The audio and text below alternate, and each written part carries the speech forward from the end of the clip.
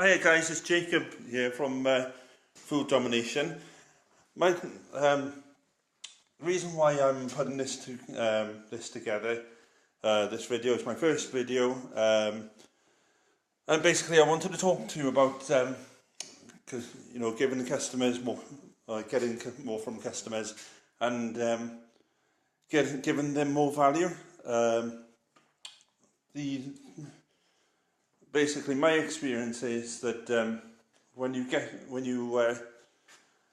more value to the customers, they're more likely to come back to you. So what I'm going to do is I'm going to teach you how to do that very quickly. Basically, what you want to do is you want to adopt sort of a consultative selling process if you want to get more from your customers. What that means basically is you want to really get into why they're buying from you. There's a little rule I like to use. Okay, it goes like who, what, when, where, why, and how. Okay, I've used this for the majority of my sales career, and it's really worked well for me. Okay, now the who is who are you buying? Who's buying from you? Okay, who's going to be using the service? Okay, you understand them, whether they're purchasing for someone else, or whether they're purchasing for, an organisation. What the outcome is that they desire. Okay, what their motivation is to buy the product that you're looking for. That you're selling. Basically, if it's nutrition, then their outcome is, they want to be healthier. Your why is really, really important, because this gets to the heart of the issue for them. Their why could be, if you're talking about nutrition, talking about because I know I've got a lot of fitness instructors here then as well in my followership, a lot of food businesses here. Their why could be, they want to be able to spend more time with their family. They want to spend more time. They want to be able to play more with their kids. For example, that you really need to understand why they're doing this, because there's a innate motivation, as to why they've come to you. Okay. What, when, why, and how quickly they want to get into that situation, and what they're willing to do to get to that desired outcome. Okay. And when they want it done by. Okay.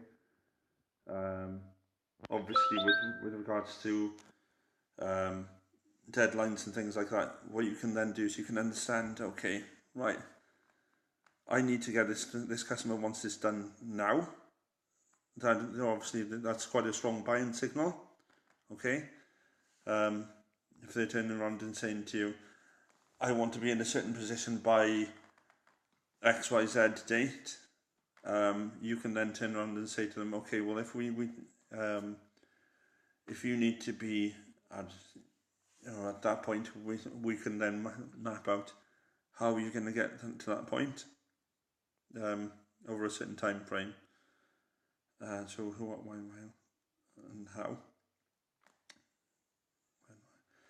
Yeah. So I mean, those are the major things really that I use then in the consultative process.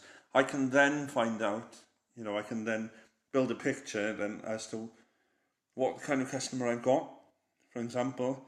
And then you can say, okay, this is my product, this is the service I'm able to offer you. I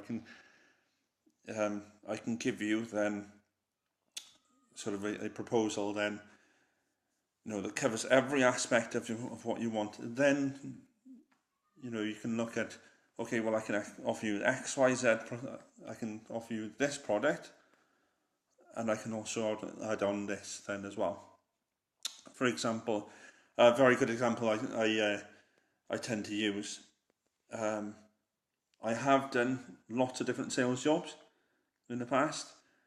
One of the most successful I've been in is in mobile phone sales. Okay, when you're looking at a customer who's wanted to buy a mobile phone, you need to ask them how many minutes, how many texts, how much data they're going to be using. Okay, so you find out how they're using it, what their desired outcome is then as well, because the desired outcome will be that they'll want to save money on their mobile phone, and the most expensive way of running a mobile phone is when you go over your allowances. Okay, so you can you can make sure that they're covering what they're using, because that will never normally change. Okay, and then what you can do then as well is, when you're looking at who that customer is, trying to understand whether they're self-employed, whether they're working for someone else, how urgent that the use of the phone is, and how much they rely on that phone. You can then look at add-on products, say for example insurance. Now, one of my tricks used to be is looking at what the customer's wearing. If they're using this, if they've got paint spattered jeans or something like that, that they're in the construction industry, and the majority of people who are in the construction industry in the UK at this moment in time are self-employed.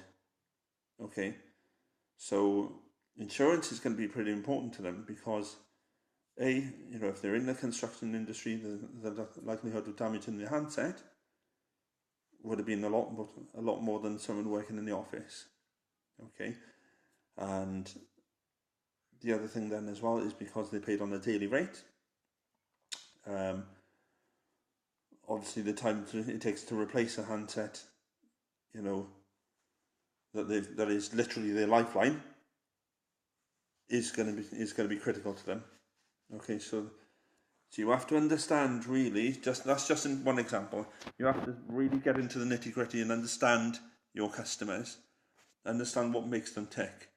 Okay, so taking a little bit longer than just saying, oh yeah, you can buy this from me, bang, done. Taking a little bit longer in the transaction to understand why they're buying is going to pay you dividends. If you want a little bit more information on any of this, sorry, I need to buy a new tongue.